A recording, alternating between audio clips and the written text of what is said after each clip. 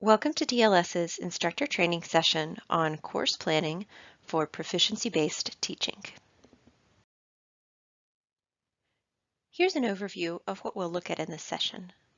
We'll talk about can-do statements, backward planning, and how we can adapt the course book to fit learning objectives, course planning and recycling, and setting goals with students. Let's begin by talking about can-do statements. Let's start by defining what a can-do statement is.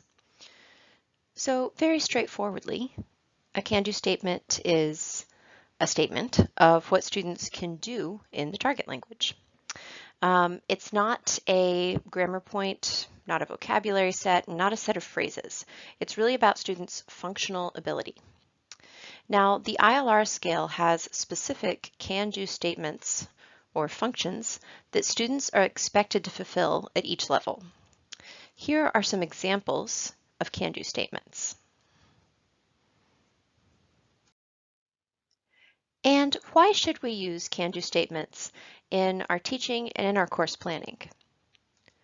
One reason is that can-do statements are really necessary for proficiency-based teaching. Proficiency-based teaching, as we know, is built around what students can do in the target language. Now, we have the ILR level descriptors, and those are very helpful, but they often don't have enough guidance or specificity to really give us guidance for planning a course of study. And we have our textbooks, if we're using a textbook for a course, but often textbooks can be quite grammar focused rather than proficiency based. So for all of these reasons, DLS has compiled a set of can-do statements that is calibrated to the ILR scale. And we'll be sharing that set with you during this session. Before we share the can-do statements with you, we want to explain how we created them and where they came from. So we started with the 2013 NC-SSFL ACTFL can-do statements. You can find these online and look through them. We adapted those to fit the ILR level descriptors. And then we adapted those further to fit our students, their needs, and their specific contexts. And what do the DLS can-do statements look like? They're divided into the ILR levels from 0 to 3. We don't have plus levels. Those are not reflected in these can-do statements. They start with the functions for each level, and they have low, mid, and high sections for each level. And finally, there are two versions, a simplified version and an extended version. We'll look at both of those today. Here's a preview of the simplified version. You can see that at the top, you can find the ILR level and the functions for that level. And then you can see the can-do statements. Take a moment now and find the can-do statements. These are a handout in Moodle. Open up the document and take a moment and think about how you might use the can-do statements in your class. Think of 3 different ways that you could use the can-do statements. Now, there are a lot of different ways to use these can-do statements. You could use them for a diagnostic with your student. You could use them for feedback, for assessment, for helping a student to self-assess. But today we're going to look at one specific thing you can do with the can-do statements, and that is planning a course of study. How can you use can-do statements in course planning? First, start with a can-do statement. Let's say you have a level 1 student and you select handle a simple transaction. That's a level 1 function. Then you design a task for that can-do statement. For example, for a simple transaction, I might design a task of ordering a meal in a restaurant. Then I think about what my student needs in order to order a meal in a restaurant. So what vocabulary, what phrases, what grammar do they need? They might need some vocabulary for food, maybe some phrases for asking for the menu or asking for the price, and they might need some grammar. And then they'll probably need to practice all of this before they can complete the task. And planning in this way, starting with the can-do statement and the task, and then thinking about what students need in order to do the task, has a specific name. It's called backward planning. Sometimes it's called backward design. And it's the idea of starting with the goal, what you want your students to be able to do, and then planning backwards to think about what they need in order to meet that goal. We'll look at some examples of backward planning in a moment, but first, let's make sure that the difference between can-do statement and task is clear. So here in the blue boxes, you can see the 3 can-do statements from the beginning of the presentation. I can handle a simple transaction, I can give simple descriptions, and I can narrate in the past. And these are can-do statements. Below, you can see examples of these can-do statements, and these are also called tasks. So I can narrate in the past. This is a very broad can-do statement, of course, and it can cover many, many different types of tasks, and there are many different ways that a student might talk about the past. So these are just 2 examples.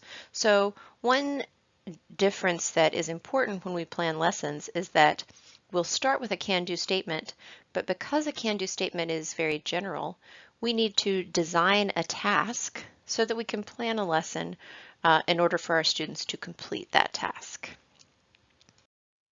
So let's look at an example of backward planning for a student who is at 0 plus or 1. So we'll start with a can-do statement, and we'll select the can-do statement, I can exchange personal information. Next, we need to design a task. Here's a possible task, although of course there could be many others.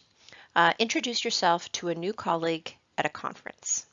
So this would be a more formal, polite way of introduction. What are the vocabulary that students would need for this?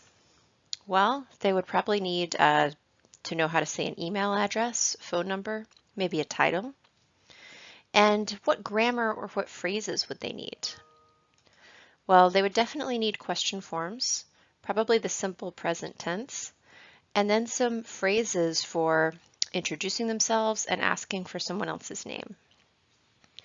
And then finally, we want to see if the students have learned what we've taught them. We want to see if they can do the task. So we have them fulfill the task. And in this case, this would be a role play where the teacher, if it's a one-on-one class, the teacher would play a colleague and the student would introduce themselves, and then the teacher and the student would assess the student's ability to complete the task. Now, it's important to note here that the task and the assessment are the same. So in backward planning, we start with a can-do statement, we design a task, and then that task is how we assess the students. And in planning, this task answers 2 questions for us. So for the teacher, it answers the question, how will I know what my students can do? Often we teach our students a lot of really great things, but we're not always sure what they've learned from it or what they've taken away. And the only way that we can know that is to assess them and to see what they can do with what we've taught them. And for the student, it answers the question of, why am I learning this? What's my goal in learning this vocabulary and grammar? Let's look at another example of backward planning, this time for a student who's at ILR level 1. So let's start with a can-do statement. I can express my preferences on topics of interest. Now, there are many possible tasks that we could design for this can-do statement. Here's one example. I can give a presentation about a movie that I like. So what vocabulary will students need in order to complete this task? Well, they'll need some vocabulary to describe people, places, and maybe adjectives to describe movies. And what grammar will they need? They'll need the basic verbs and probably the present tense. And then, of course, the task and the assessment are the same. The student gives a presentation, prepares and gives a presentation about a movie that they like. Let's look at another example of backward planning for an ILR 2 student. So we'll start with a can-do statement. I can compare and contrast life in different locations and in different times. Now, there are many tasks that we could design for this can-do statement. Here's one possible task. This, of course, would be a good task for a student who is studying Russian. Now, what vocabulary would the student need to accomplish this task? They might need some vocabulary to describe social change, maybe to describe society and social conditions, or maybe to describe daily activities. And then what grammar or phrases would they need? They would definitely need the present and the past tenses, and maybe additional tenses depending on the language. In English, for example, the student would need to know used to and the present perfect, since we often use those to talk about a situation that has changed. And then finally, we have an assessment for the student, which is the same as the task. So in this case, the student might give a presentation, or they might have a discussion with their teacher, or have an extended time to speak with their teacher. Finally, let's look at an example of backward planning for an ILR 3 student. We'll start with a can-do statement. I can support my opinions clearly and precisely. Again, many possible tasks for this can-do statement. Here's one possible task. I can give an opinion on whether it's better to rent or to buy a house. For this task, the student, of course, would need some vocabulary about housing, investment, money, and they would also need some connectors so that they can produce connected, cohesive discourse. For grammar and phrases, of course, they'll need some phrases for giving opinions. They might need some grammar structures for hypothesizing and possibly some future forms. And then the task, of course, the student has to give their opinion on whether it's better to buy or rent a house. So they might give a presentation here, or they might just try to persuade their teacher about whether it's better to rent or to buy. Now, as we mentioned earlier, we have two versions of the DLS can-do statements, the simplified can-do statements and the extended ones. Here's a preview of the extended can-do statements. You can see here that we have the ILR level, of course, and you can see the can-do statements. However, you can also see a list of tasks and examples of the can-do statements. The can-do statements, the extended can-do statements, give more specific tasks and examples. So as we saw when using backward planning, in order to assess the student's ability to fulfill a can-do statement, we have to design tasks.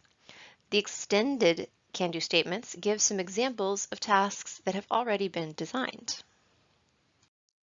However, one thing to keep in mind is that these examples can be adapted based on your student, your textbook, based on your student's interests and needs. So for example, maybe your student doesn't like sports.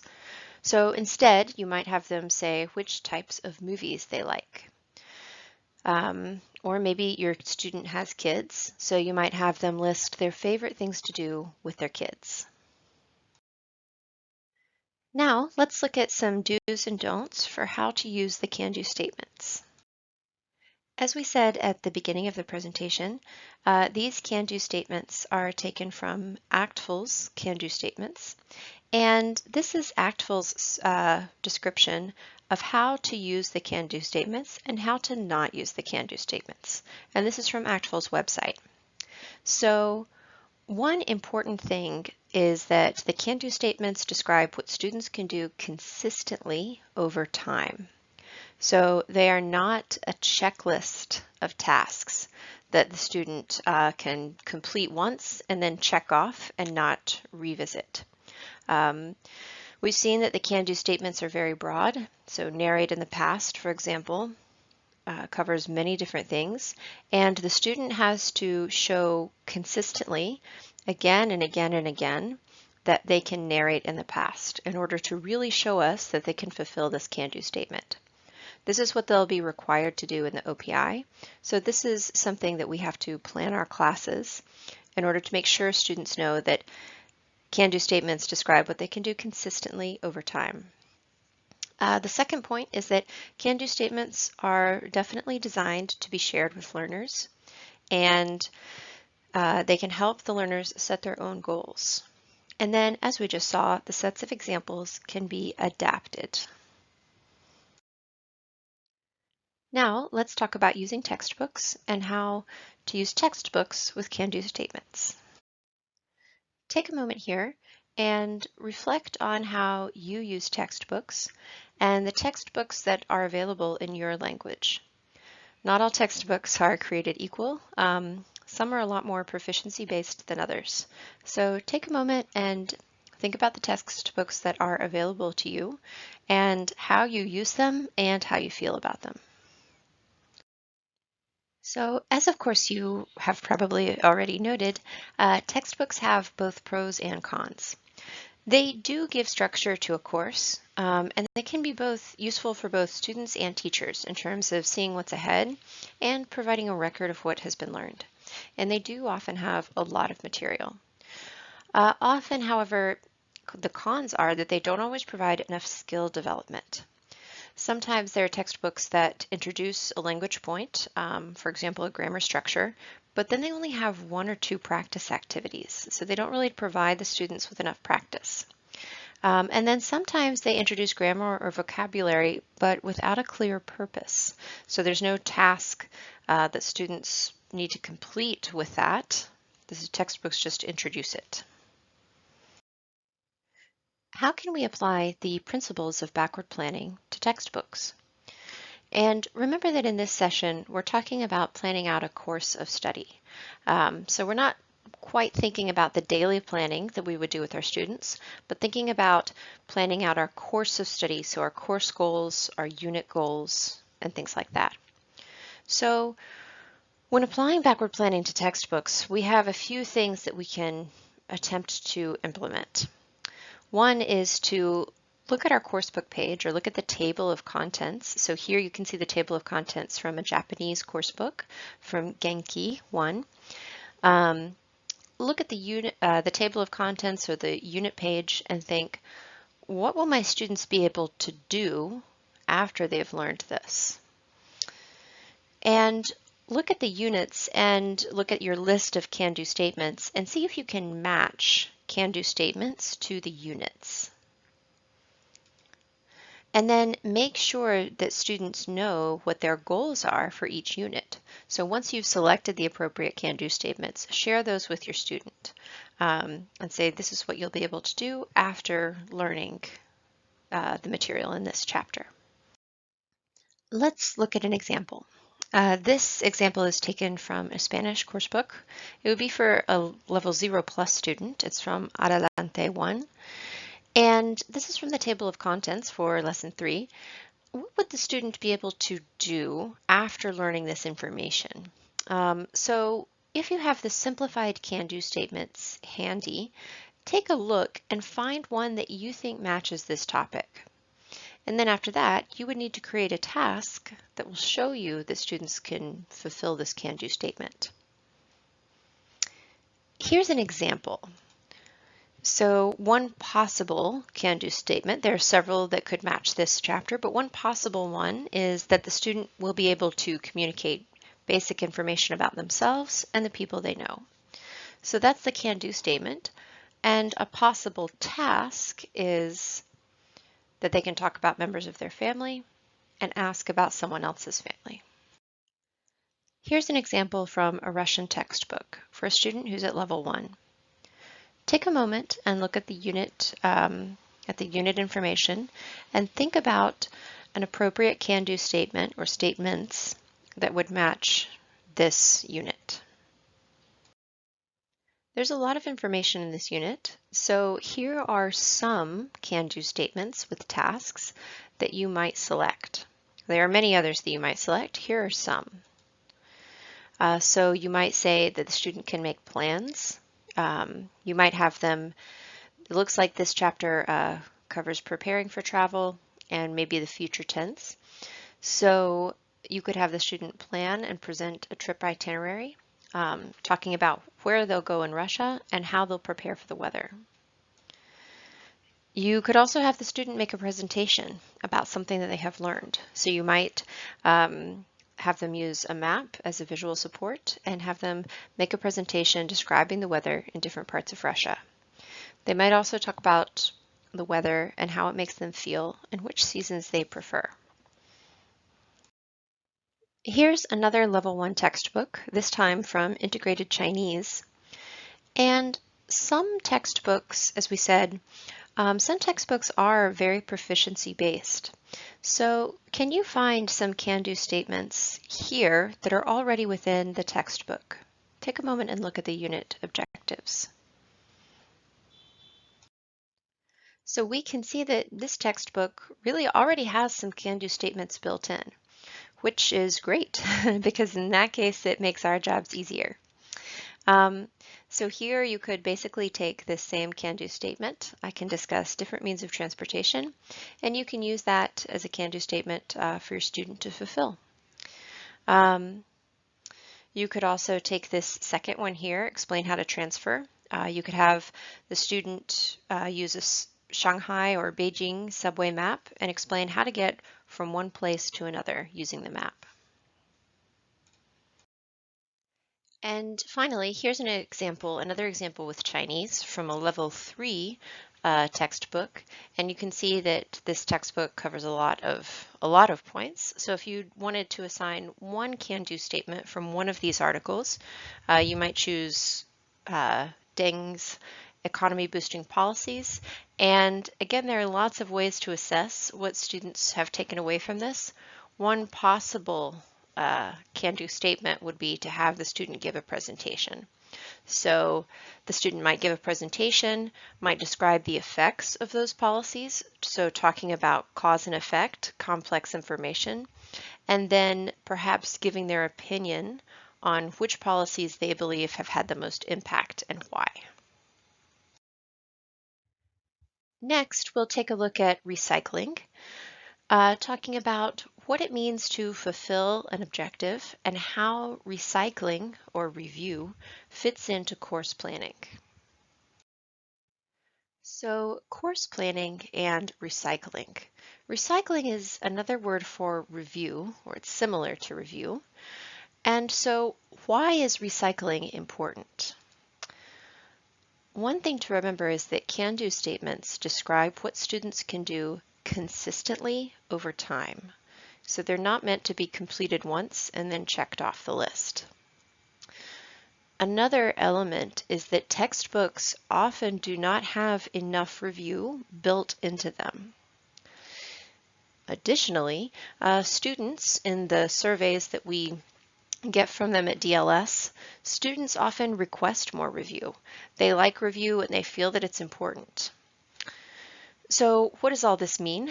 It means that when we plan out our course, we need to plan regular time for recycling. And that means having students repeat the same task or do a similar task.